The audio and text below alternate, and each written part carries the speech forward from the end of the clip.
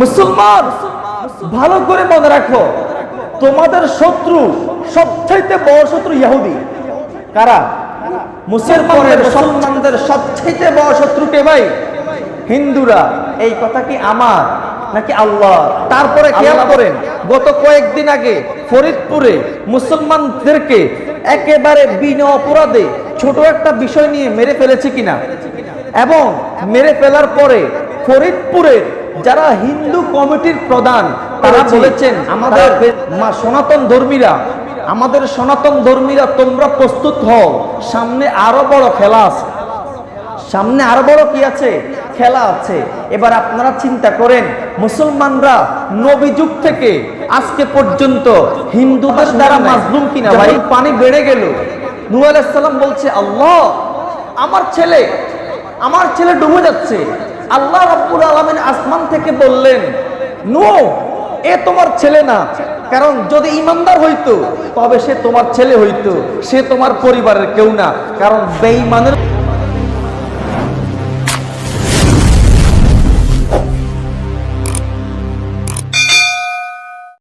এই বিষয়গুলো নিয়ে আলোচনা করব, কারণ বাংলাদেশের মধ্যে এখন বেদিনদের আস্ফালন খুব বেশি বেড়ে গেছে। বাংলাদেশে এখন বিধর্মীদের, ইসলাম ধর্মের মানুষদের প্রতি, মুসলমানদের প্রতি জুলুম এবং আস্ফালন অনেক বেশি বাড়ছে, এবং তারা আমাদেরকে সতর্ক করছে যে এটা তো মাত্র ইয়ে তো সির্ফ আপনার ট্রেলার হ্যায়, পিকচার আবি বাকি হ্যায়। কথা কি বুঝতে পেরেছেন? এই জন্য আজকে আমরা জানবো বেদিনদের সাথে, বদ্দিনদের সাথে আমাদের আচরণ কি হবে। সম্মানিত হাজিরিন, আমাদের নবী করিম সাল্লাল্লাহু আলাইহি ওয়াসাল্লাম সাহাবায়ে কেরামকে নিয়ে বসে আছে। হঠাৎ করে পাশ দিয়ে একটা জানাজা গেছে। রাসূল সাল্লাল্লাহু আলাইহি ওয়াসাল্লাম দাঁড়িয়ে গেলেন। মানুষ প্রশ্ন করলেন, রাসূলুল্লাহ, যেই লোকের জানাজা মাত্র এখান দিয়ে গিয়েছে সে তো মুসলমান না, সে তো একজন ইহুদি। রাসূল সাল্লাল্লাহু আলাইহি ওয়াসাল্লাম বললেন, সে মুসলমান না হয় তো কি হয়েছে, একজন মানুষ তো। খেয়াল করার কথা, রাসূল বলেছেন সে মুসলমান না তো কি হয়েছে, সে তো একজন মানুষ। একজন মানুষ হিসাবে কি একজন মানুষকে সম্মান করা যায় না?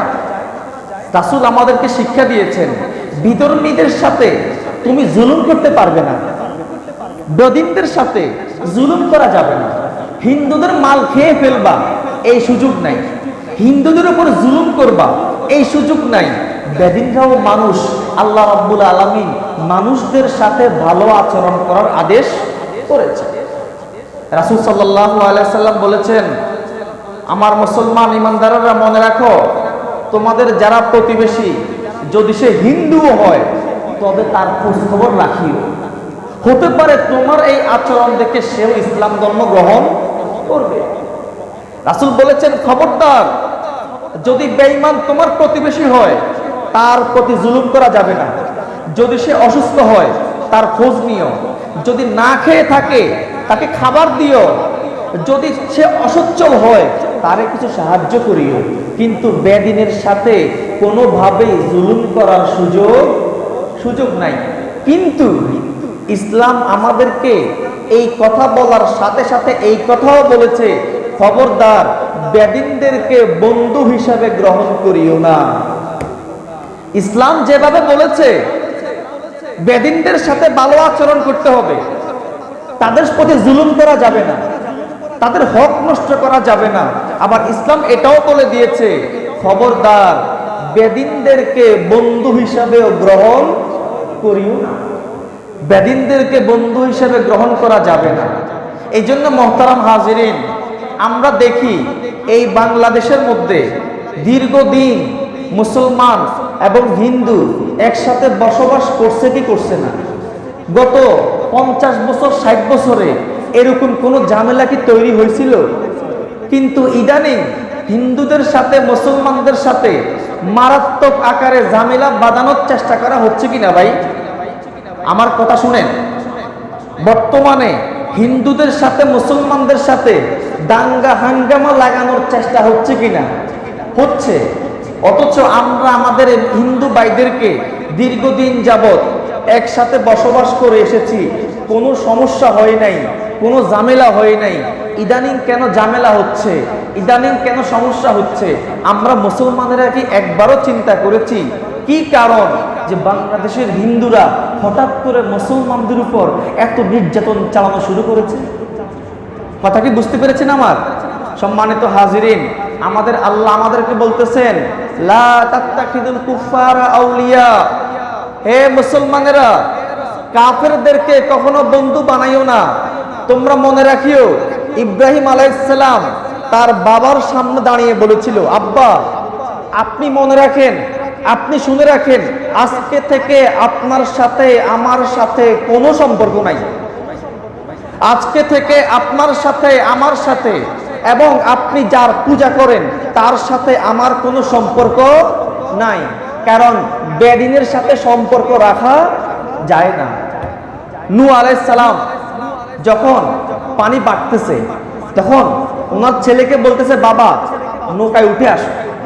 ওনার ছেলে বলতেছে, আব্বা আমি লম্বা আছি, যদি পানি বাড়ে আমি বড় যে পাহাড়টা, পাহাড়ের উপর উঠবো, আমাকে পানিয়ে পাবে পাবে না। নূহ আলাইহিস সালাম বললেন, আব্বা আজকের এই পানি থেকে আল্লাহ ছাড়া কেউ মুক্তি দিতে পারবে না। উনি বাবার কথা শুনেন নাই। যখন পানি বেড়ে গেল, নূহ আলাইহিস সালাম বলছে, আল্লাহ আমার ছেলে ডুবে যাচ্ছে। আল্লাহ রাব্বুল আলামিন আসমান থেকে বললেন, নূহ এ তোমার ছেলে না, কারণ যদি ঈমানদার হইতো তবে সে তোমার ছেলে হইতো, সে তোমার পরিবারের কেউ না, কারণ বেঈমানের সাথে কোনো সম্পর্ক নাই। কথা কি বুঝতে পেরেছেন? ছেলে, আপন ছেলে, কিন্তু আল্লাহ বলছেন সে তোমার কেউ না, সে তোমার পরিবারের কেউ না, কারণ আল্লাহ রাব্বুল আলামিন জানেন বেঈমানের সাথে মুসলমানের কোনো সম্পর্ক হইতে পারে। যদি মুসলমান বেঈমানের সাথে সম্পর্ক করে, যদি মুসলমান আল্লাহ বিদ্বেষীর সাথে সম্পর্ক করে, তবে মুসলমানদের পতন অনিবার্য, যেরকম বাংলাদেশের মুসলমানদের পতন অনিবার্য। কথা কি বুঝতে পেরেছেন? বাংলাদেশের মুসলমানদের কপালে আগামী 10 বছর পরে, 20 বছর পরে কি আছে আমাদের বলার ভাষা নাই। আমাদের সামনে এক বিরাট ভয়াবহ দিন, ভয়াবহতম দিন অপেক্ষা করছে মুসলমান ভাইয়েরা। বিরাট দুঃসময় আমাদের উপর অপেক্ষা করছে। দেখবেন মুসলমানেরা, বাংলাদেশের মুসলমানেরা খড়কুটার মতো বেসে যাবে। বাংলাদেশের মুসলমানেরা খড়কুটোর মতো বেসে যাবে। এর একমাত্র কারণ, মুসলমান মনে করে এখন কাফেররাই তাদের বন্ধু। মুসলমান এখন কাফেরদেরকে বন্ধু বানিয়েছে। মুসলমান এখন মোদিকে বন্ধু বানিয়েছে। মুসলমান এখন ভারতের দালালদেরকে বন্ধু বানিয়েছে। মুসলমান এখন ভারতের কট্টর হিন্দুত্ববাদীদেরকে বন্ধু বানিয়েছে। কথা কি মিথ্যা না সত্য? বানিয়েছে কিনা ভাই? বানিয়েছে।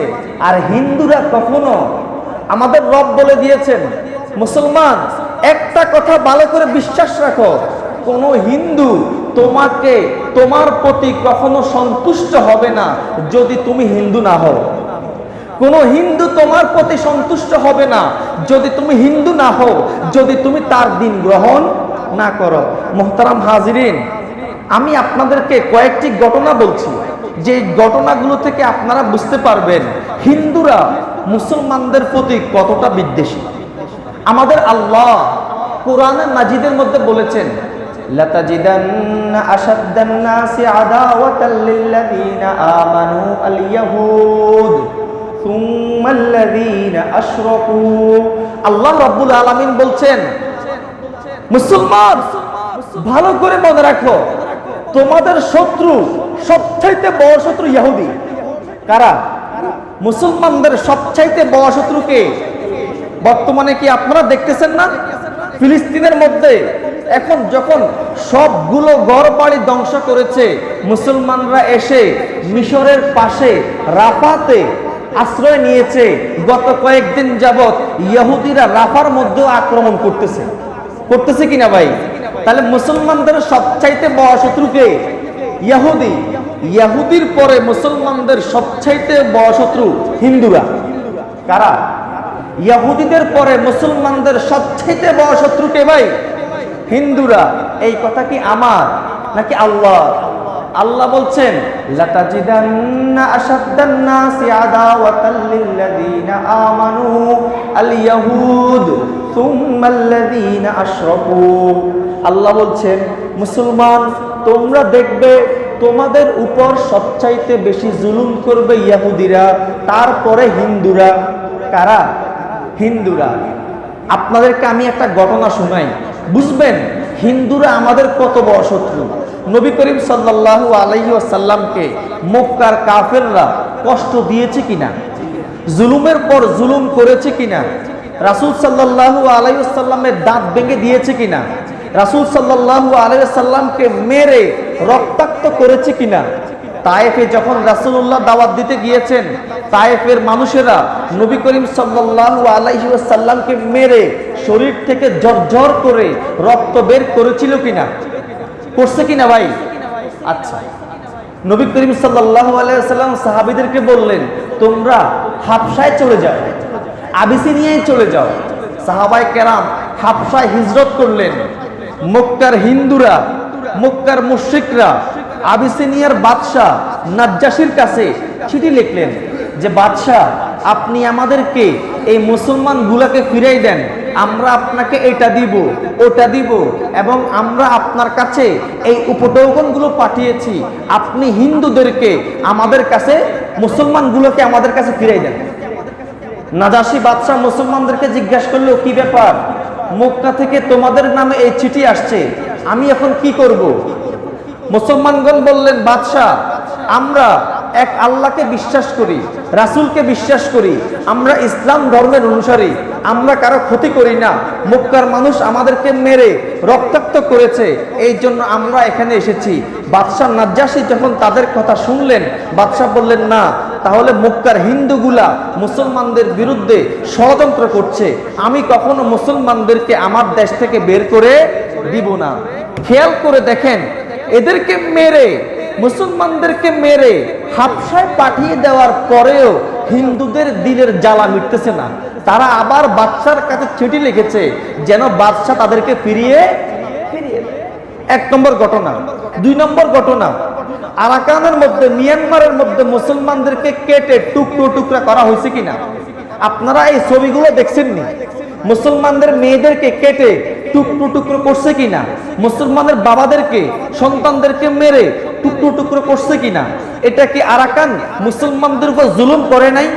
কিন্তু যখন গত কয়েক বছর আগে জাতিসংঘের মধ্যে এই প্রস্তাবটা পাশ হয়েছিল যে মুসলমানদেরকে আরাকানের মধ্যে ফিরিয়ে দিতে হবে এবং মুসলমানরা তাদের বাপ দাদার জমি ফিরে পাবে, ভারত সবার আগে এই প্রস্তাবে ভেটো দিয়েছিল। দেখেন হিন্দুরা মুসলমানদের প্রতি কত বড় বিদ্বেষী। কথা কি বুঝতে পেরেছেন? তারপরে খেয়াল করেন, গত কয়েকদিন আগে ফরিদপুরে মুসলমানদেরকে একেবারে বিনা অপরাধে ছোট একটা বিষয় নিয়ে মেরে ফেলেছে কিনা? এবং মেরে ফেলার পরে ফরিদপুরে যারা হিন্দু কমিটির প্রধান তারা বলেছেন, তারা ফেসবুকে লিখেছে আজকে ফরিদপুরের 60টা মোল্লাকে খতম করেছি, আজকে ফরিদপুরের 60টা মোল্লাকে খতম করেছি। আমাদের সনাতন ধর্মীরা, আমাদের সনাতন ধর্মীরা তোমরা প্রস্তুত হও, সামনে আরো বড় খেলা আছে, সামনে আরো বড় কি আছে? খেলা আছে। এবার আপনারা চিন্তা করেন, মুসলমানরা নবী যুগ থেকে আজকে পর্যন্ত হিন্দুদের দ্বারা মাজলুম কিনা ভাই? অথচ দেখেন বাংলাদেশে হিন্দু আছে 8.5%, সরকারি চাকরিতে হিন্দু 35%। কথা বুঝেন, বাংলাদেশে হিন্দু হচ্ছে 8.5%, আর বাংলাদেশের সমস্ত গভর্নমেন্ট জবের মধ্যে হিন্দুদের সংখ্যা কত? 35%।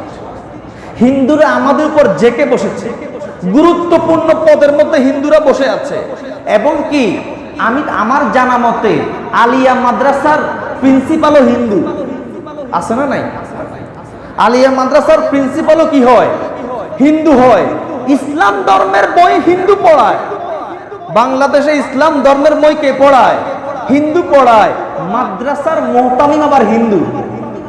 আপনারা কি বিষয়টা কি আপনাদের দিলে ধাক্কা দেয় না? মাদ্রাসার প্রিন্সিপাল কিভাবে হিন্দু হয়? মাদ্রাসার প্রিন্সিপাল হিন্দু হওয়ার সুযোগ কোথায়? মুসলমান, যদি এত কিছুর পরেও না বুঝেন আমাদের সামনে কি আসতেছে, তাহলে আপনাদেরকে আর কিসে বুঝাবে? এখন আমাদের করণীয় কি? আমরা কি করব? আমাদের এখন দায়িত্ব কি? আমাদের এক নম্বর দায়িত্ব হচ্ছে আমরা পোশাকে, পরিচ্ছেদে, চলনে, বলনে, আচরণে, উচ্চারণে হিন্দুদেরকে ত্যাগ করব। কি ভাই, রাজি আছেননি? আমরা আমাদের পোশাকের মধ্যে হিন্দুদের স্টাইল ত্যাগ করব। আমরা আমাদের মাথার চুলের মধ্যে নাসারাদের, ইহুদিদের, হিন্দুদের স্টাইল ত্যাগ করব। আমরা আমাদের কাপড় চোপড়ে হিন্দুদের দোকানের মালামাল কি করব? ত্যাগ করব। আমরা আমাদের পুরো বডির মধ্যে হিন্দুদের কোনো কিছুকে রাখবো না। এইটা কি পারবেন কি পারবেন না ভাই? এখানে যদি এখন বলি ইসলামের জন্য জীবন দিতে রাজি আছেন কে কে, মাশাআল্লাহ সবাই হাত তুলবে। কিন্তু যদি বলি ইসলামের জন্য দাঁড়িয়ে রাখতে রাজি আছেন কে কে, তখন দেখবেন যে দুইজনও পাওয়া যাবে না। কথা বুঝেন না মনে হয়? ইসলামের জন্য জীবন দেওয়ার জন্য তৈরি, ইসলামের জন্য রক্ত দেওয়ার জন্য তৈরি, কিন্তু রক্ত দেওয়ার চেয়ে সহজ কাজ দাঁড়িয়ে রাখতে মুসলমান কিনা তৈরি না। আমি আপনাদেরকে বয়ানের শুরুতে বলেছিলাম আবু বকর মুসলমান ছিল, আমরাও মুসলমান। ওমরও মুসলমান ছিল, আমরাও মুসলমান। ওসমান, আলী মুসলমান ছিল, আমরাও মুসলমান। আর আমাদের সাহাবায়ে কেরাম মুসলমান ছিল, আমরাও মুসলমান। কথা বুঝেন নাই ভাই? তাহলে আমরা আমাদের পোশাকে, পরিচ্ছেদে, আমাদের সমস্ত চলনে বলনে হিন্দুদেরকে ত্যাগ করতে রাজি আছি তো ইনশাআল্লাহ? 2 নম্বর কাজ, আমরা হিন্দুরা যত বেশি ইবাদত করে তাদের মন্দিরে গিয়ে, আমরা মুসলমানরা মসজিদে এসে তার চাইতে বেশি ইবাদত করব। রাজি আছেন? মুসলমান এখন মসজিদকে বানিয়েছে সপ্তাহে একদিন আসার ঘর। আমার জানা মতে আমাদের এই মসজিদে জুমার নামাজ ছাড়া অন্যান্য ওয়াক্তে 3 জন 4 জনের বেশি মুসল্লি হয় না। কথা বাস্তব না বাস্তব? কি হবে এই বয়ান দিয়ে? কি হবে এত সুন্দর মসজিদ দিয়ে? কি হবে এত এসি দিয়ে, টাইলস দিয়ে, যদি মসজিদে মুসল্লির সংখ্যা না থাকে? যদি মসজিদে এক কাতার মুসল্লি 5 ওয়াক্ত নামাজে না হয়, তবে এই সমস্ত বয়ান দিয়ে, মসজিদে এত টাকা দিয়ে, এত সুন্দর টাইলস দিয়ে কি হবে? রাসূল সাল্লাল্লাহু আলাইহি ওয়াসাল্লামের যুগে মসজিদ ছিল বালুর, উপর দিয়ে কোনো বিল্ডিং ছিল না, ছাদ ছিল না, সনের পাতা ছিল, কিন্তু মুসল্লিগুলো পাকা ছিল। মসজিদ কাঁচা ছিল, মুসল্লি পাকা ছিল। আর এখন মসজিদ পাকা হয়েছে, কিন্তু মুসল্লি কাঁচা থেকেও কাঁচা। কথা ঠিক না ভাই? আমাদের এই সমস্ত বয়ান, আমাদের এই সমস্ত কথা, আমাদের মসজিদের এই সমস্ত সৌন্দর্য সেদিন কাজে আসবে যেদিন আমাদের মসজিদে জুমুয়ার নামাজে যেমন মুসল্লি হবে, ফজরে, জোহরে, আসরে, মাগরিবে, এশায় তেমন মুসল্লি হবে। কথা বুঝেন নাই? না হলে আমি যদি এখানে 360 দিনও বয়ান করি, তাহলে কোনো কাজে আসবে না যদি আপনারা নামাজটাই না পড়েন। হুজুর কথা ঠিক না? আমাদের মসজিদে কি 4-5 জনের উপরে মুসল্লি হয়নি? কম হয়। মুসল্লিরা কোথায় যায়? কোথায় থাকে? বাড়িতে থাকে। যদি বাড়িতেই থাকেন, মসজিদ কেন দিলেন? আর যদি মসজিদ দিয়েছেনই, তবে মসজিদের হক আদায় করবেন না কেন? মসজিদের তো হক আছে, আছে না নাই? মসজিদের হক আছে না? ইনশাআল্লাহ আমরা হিন্দুরা তাদের মন্দিরের মধ্যে যত বেশি সময় দেয়, তার চাইতে বেশি আমরা আমাদের মসজিদের সময় দিব তো ইনশাআল্লাহ? রাজি আছেননি? আল্লাহ তৌফিক দান করুন। 3 নম্বর, আমরা কাফেরদের দেশে বসবাস করব না। আমরা মুসলমানেরা কাফেরদের দেশে কি করব না? বসবাস করব না। আমরা চিকিৎসার জন্য ইন্ডিয়াতে যাব না। আমরা চিকিৎসার জন্য ভারতে যাব না। আমরা চিকিৎসার জন্য কোনো হিন্দু রাষ্ট্রে যাব না। আরে আজকের মুসলমান তো ইউরোপে যাইতে পারলে কত খুশি, আজকের মুসলমান কানাডায় যাইতে পারলে কত খুশি, ফ্রান্সে যাইতে পারলে কত খুশি। অথচ মুসলমানের জন্য বিনা প্রয়োজনে কানাডা, ইউরোপ, ফ্রান্সে যাওয়া না যায়। কথা বুঝেন নাই ভাই? মুসলমানদের জন্য বিনা প্রয়োজনে কানাডাতে, ফ্রান্সে, ইউরোপে, অস্ট্রেলিয়ায়, এই সমস্ত কাফেরদের দেশে যাওয়া কি না জায়েজ। আর আমাদের দেশের মুসলমানরা মনে করে কানাডায় যাইতে পারলে, ইউরোপে যাইতে পারলে, অস্ট্রেলিয়া যাইতে পারলে, আমেরিকায় যাইতে পারলে আমি আমার জীবনের সবচাইতে বড় সফলতা লাভ করব। কি ভাই, বাস্তব না বাস্তব? আমরা আমাদের ছেলেদেরকে, হুজুর আমার ছেলেকে আমেরিকায় পাঠাবো, একটু দোয়া করিয়েন। আমার ছেলেকে ইউরোপে পাঠাবো, দোয়া করিয়েন। আমার ছেলেরে কানাডায় পাঠাবো, দোয়া করিয়েন। আমার ছেলেরে অস্ট্রেলিয়ায় পাঠাবো, দোয়া করিয়েন। আরে কি দোয়া করব? আমাদের ইসলামের ফুকাহায়ে কেরাম লিখেছেন বিনা প্রয়োজনে কাফেরের দেশে যাওয়া কি ভাই নাজায়েজ, যাওয়া যাবে না। যদি হ্যাঁ চিকিৎসা একেবারেই ওখানে আছে আর কোথাও নাই, তখন গিয়ে যাওয়ার কি আছে, সুযোগ আছে। এছাড়া রিজিকের জন্য এই সমস্ত দেশে যাওয়া জায়েজ নাই। 20 লক্ষ টাকা দিয়ে যেই ছেলে ইউরোপ যাইতে পারে, সে 5 লক্ষ টাকা দিয়ে বাংলাদেশে ব্যবসা করে দিনকে দিন খাইতে পারবে। কথা ঠিক না ভাই? এই জন্য আমরা কুফফারদের দেশ, কাফেরদের দেশ সম্পূর্ণ বর্জন করব। মনে রাখবেন, একটা দেশে গিয়ে মাসে 2-3 লাখ টাকা কামাইলেন, আল্লাহ রাব্বুল আলামিন যখন আপনাকে প্রশ্ন করবে যে তোমার তো হিন্দুদের দেশে, কাফেরদের দেশে যাওয়া নাজায়েজ ছিল, ওখানে কেন গিয়েছো? এই প্রশ্নের উত্তর আল্লাহরা কি দিবেন? কথা বুঝেন নাই ভাই? এই জন্য মুসলমানেরা আমরা কাফেরদের দেশে, কুফফারদের দেশে, নাস্তিকদের দেশে, মুরতাদদের দেশে যাব না। রাজি আছেন ইনশাআল্লাহ? 3 নম্বর, আমরা এখন থেকে হিন্দুদের দোকানের তরল খাবারগুলো বাদ দিব। কি ভাই, পারবেন না ইনশাআল্লাহ? হিন্দুদের দোকানের মিষ্টি, হিন্দুদের দোকানের দই, হিন্দুদের দোকানের রসমলাই ছাড়তে পারবেন নি?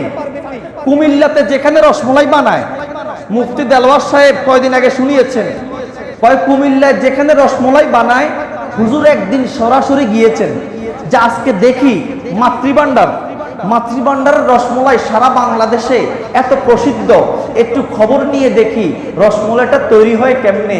গিয়ে দেখে পাশে দিয়ে ডামকে ডাম গরুর পেশাব। না, কথা বুঝতে পারেন? মাতৃভান্ডারের যেখান দিয়ে বানাবে ওই ড্রামের পাশে কি গরুর পেশাব। তারা তাদের খাবারের সাথে তাদের মা গরুর কি ঢেলে দেয়? পেশাব ঢেলে দেয়। আর সেই খাবার কে খায়? মুসলমানেরা খায়। কি ভাই, খায় না? এই জন্য হিন্দুদের দোকান থেকে, হিন্দুদের কোনো কিছু থেকে আমরা তরল কোনো খাবার গ্রহণ করব না। তারপরে আমরা হিন্দুদের কোনো অনুষ্ঠানে অংশগ্রহণ করব না। রাজি আছেন নি ভাই? অনেক মুসলমান হিন্দুদের পূজাতে যায় কি যায় না? অনেক মুসলমান হিন্দুদের পূজাতে গিয়ে তাদেরকে শুভকামনা জানায় কি জানায় না? আমাদের রাসূল বলেছেন, মান তাশাব্বাহা বিকওমিন ফাহুয়া মিনহুম। যদি কোনো ব্যক্তি যেই জাতির সাথে মিল রাখবে, সে ওই জাতির অন্তর্ভুক্ত হবে।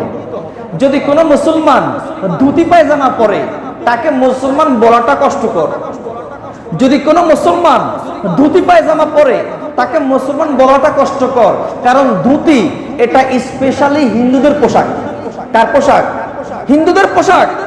ইসলামের বিধান হচ্ছে এমন কোন পোশাক মুসলমান পরতে পারবে না যেই পোশাক শুধুমাত্র হিন্দুরা পরে। কারা পরে? হিন্দুরা পরে।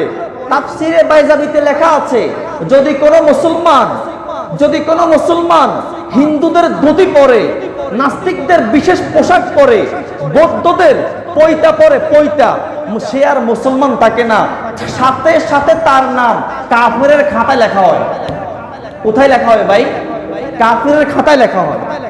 এই জন্য আমরা হিন্দুদের সাথে আমাদের সমস্ত সবকিছুকে ত্যাগ করতে রাজি আসিনি। কিন্তু ভাই, আজকেও দেখবেন এই এলাকার মুসলমান নাপিতের দোকানে গিয়ে নাপিতের এই নাপাক হাতে তার দাড়িতে হাত দিয়ে দাড়িকে সম্পূর্ণ ক্লিন শেভ করবে, এরকম মুসলমান কি নাই? আছে না ভাই? ইসলাম ধর্মে দাড়ি রাখা ওয়াজিব। ইসলাম ধর্মে দাড়ি রাখা ওয়াজিব, দাড়ি রাখতেই হবে। কতটুকু? একজনকে ওই দিন জিজ্ঞাসা করলাম, আপনি দাড়ি রাখেন না কেন? হুজুর রাখছি তো। কই? কই যে এটা। এটা কত দূর? কই যে 1 ইঞ্চি। আমি কই রাসূল সাল্লাল্লাহু আলাইহি সাল্লাম বলছেন 1 মুষ্টি, উনি বলতেছে কত দূর? 1 ইঞ্চি। তো হুজুর দাড়ি রাখছে। কথা কি বুঝতে পেরেছেন ভাই? এই জন্য আমরা আমাদের পোশাকে পরিচ্ছেদে, আমাদের চেহারায়, আমাদের কাপড়ে চোপড়ে, সব কিছুতে হিন্দুদের সাথে যে মিল, যে সাদৃশ্যতা, আমরা এটা ত্যাগ করতে রাজি আছি তো ইনশাআল্লাহ?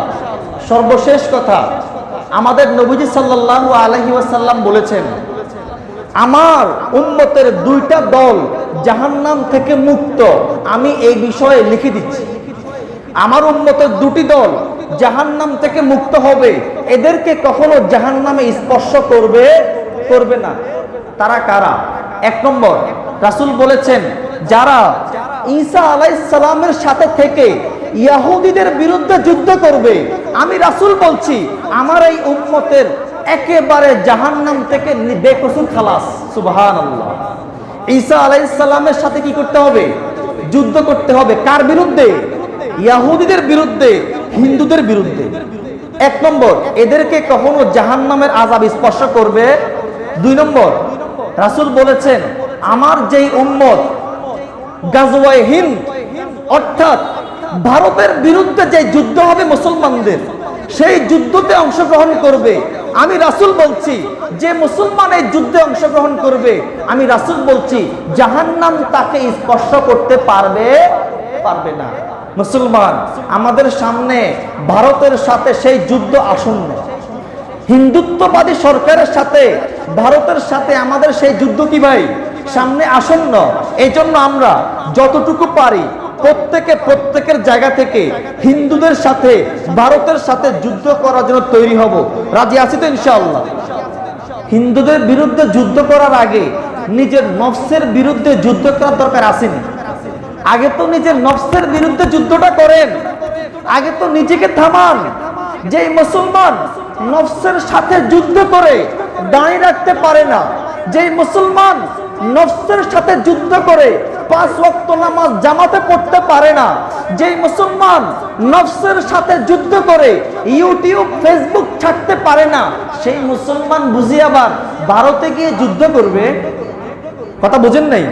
যে মুসলমান নিজের প্রতি নিজে যুদ্ধ করতে পারে না, যে মুসলমান নিজের নফসের লগে যুদ্ধ করতে পারে না, সেই মুসলমান কখনো কোনো হিন্দুর সাথেও যুদ্ধ করতে পারবে না। এই জন্য আমার ভাইয়েরা, আমাদের হাতে সুযোগ এসেছে, আমাদের সময় এসেছে মুসলমান, প্রকৃত মুসলমান হওয়ার। গতকালকে ফিলিস্তিনে একটা ছেলের হাত পড়ে আছে, শুধু হাতটা, পুরো শরীর বিচ্ছিন্ন, হাতটা পড়ে আছে। সে হাতের মধ্যে লিখে রেখেছে, মুসলমান আর কতদিন নামের মুসলমান থাকবে। ইংরেজিতে, যে মুসলমান আর কতদিন নামের মুসলমান থাকবে, কতদিন আর নামের মুসলমান থাকবে মুসলমান। তারা কেবল জুমার দিন নামাজ পড়াকে মুসলমানই মনে করে, তারা কেবল ঈদের নামাজ পড়াকে মুসলমানই মনে করে। অথচ যখন কোন রাষ্ট্রে কোন মুসলমান আক্রান্ত হবে, ইমাম আবু হানিফা বলেছেন, সকল মুসলমানের উপর জিহাদ কি হয়ে যায়? ফরজ হয়ে যায়। মুসলমান আল্লাহর কাছে জবাব দেওয়ার জন্য তৈরি থাকেন। আমাদের ফিলিস্তিনে মা বোনদেরা, মুসলমানরা কাফেরদের দ্বারা নির্যাতিত হচ্ছে, আর আমি আপনি ঘরে বসে কোরমা পোলাও খাচ্ছি। আল্লাহ রব্বুল আলামিনের দরবারে জবাব দেওয়ার জন্য তৈরি থাকেন। রব্বুল আলামিন প্রশ্ন করবেন, আমি ক্ষুধার্ত ছিলাম, তোমরা আমাকে খাওয়াও নাই কেন? আমাকে খাওয়াও নাই কেন? মানুষ বলবে, আল্লাহ আমরা আপনাকে কেমনে খাওয়াবো?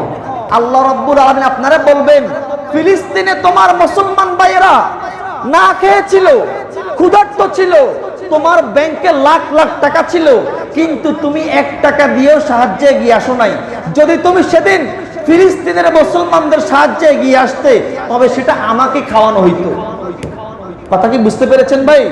আমরা কখনো এই দায় এড়াতে পারবো না। আমরা দিনকে দিন, এক এক দিনের পর এক এক দিন, এক এক সপ্তাহের পর এক এক সপ্তাহ আমাদেরকে আল্লাহর জন্য তৈরি হইতে হবে। মনে রাখেন, 5 ওয়াক্ত নামাজ পড়বেন, জুমার নামাজ পড়বেন, আর একেবারে সেলসেলাই বেহেশতে চলে যাবেন, এই ধারণা কি ভুল না সত্য? এই ধারণা ভুল। এই ধারণা করে মুসলমান নাজাত পাওয়া যাবে না। ইসলাম ধর্ম এটা কোনো খেল তামাশার ধর্ম না।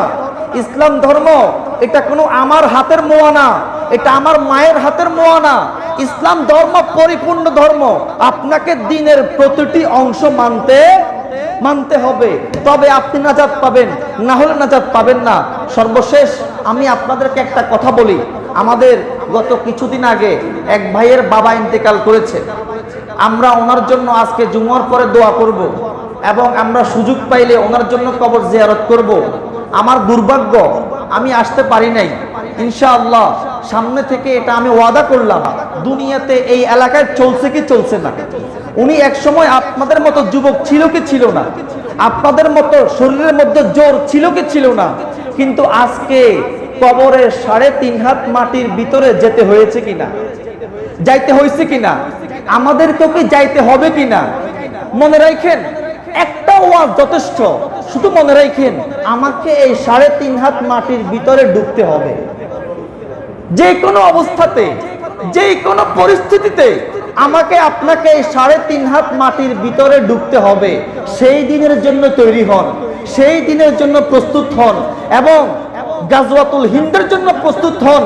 বাংলাদেশে হিন্দুরা মুসলমানদের উপর যেই পরিমাণ জুলুম করছে এবং সামনের দিনে তারা যেই জুলুমের হুঁশিয়ারি দিচ্ছে, হিন্দুদের বিরুদ্ধে প্রয়োজনে যুদ্ধ করার জন্য মানসিকতা রাখতে হবে, তৈরি নিতে হবে। আল্লাহ রাব্বুল আলামিন আমাদেরকে নামের মুসলমান না বানিয়ে কামের মুসলমান বানাক, বলেন আমিন। আল্লাহ আমাদেরকে এখানে যেরকম আমরা 5 ওয়াক্ত নামাজ পড়ি, জুমুয়া পড়ি, এখন জুমুয়ার নামাজে যত মুসলমান হয়েছে, আজকে থেকে যেন আমাদের